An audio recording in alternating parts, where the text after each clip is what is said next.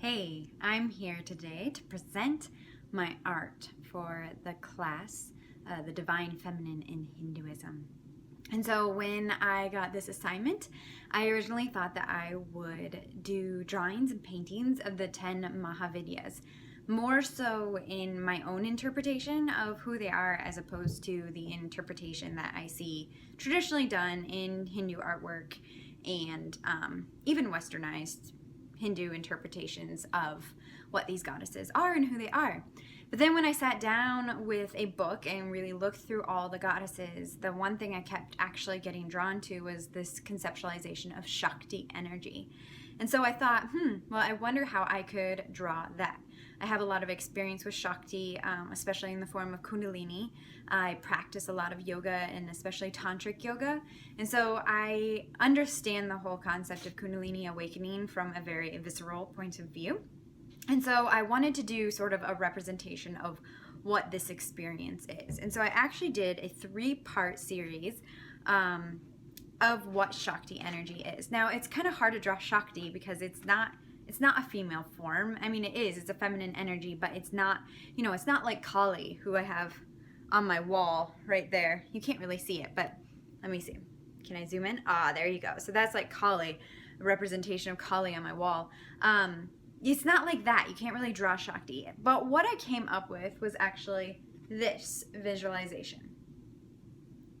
And so what I have here is a feminine form, but she doesn't have a face because I feel like Shakti energy is faceless. It's not necessarily to do with a particular person. It's actually more of an energy. So even though I did draw a feminine form because it is feminine energy, I left her faceless so you can see how she's faceless. Then I put the cobras up here as a representation of the Kundalini energy moving up through the body. I also have the representations of the chakras moving through there. And then a lotus flower, kind of holding the whole kind of energy together.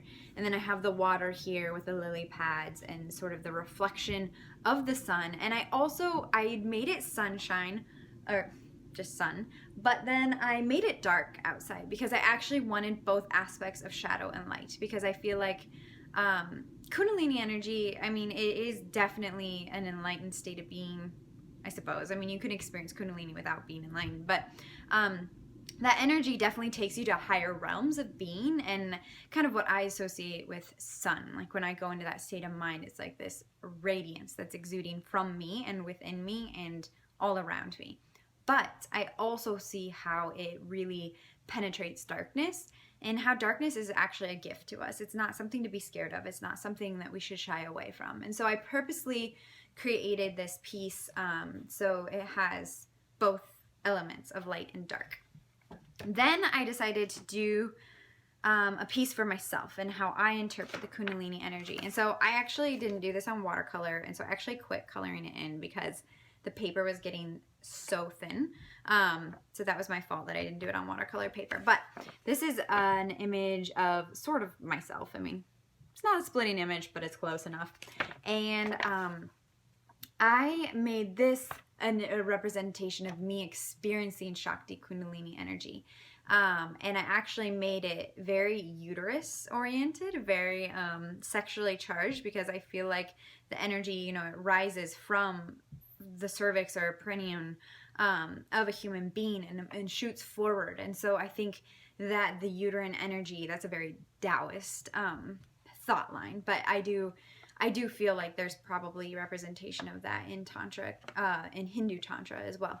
And so that's why I made this very like female organ oriented. And then I also have the chakras going up. I also made this sort of like a galaxy system, as if like shooting up through the body really takes you to like an out of body experience, almost like you're really in another realm.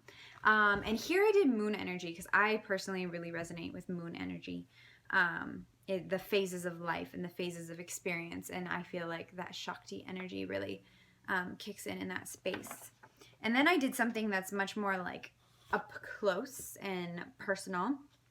I did the kind of like crazy hair that I have going on right now inside the woman. And this is actually a piece that I had been working on previously, but then I actually colored it in and started working with it because I recognize that this is actually, I think what I was going for when I was creating it was sort of my embodiment when I am completely centered and within that Kundalini Shakti spirit.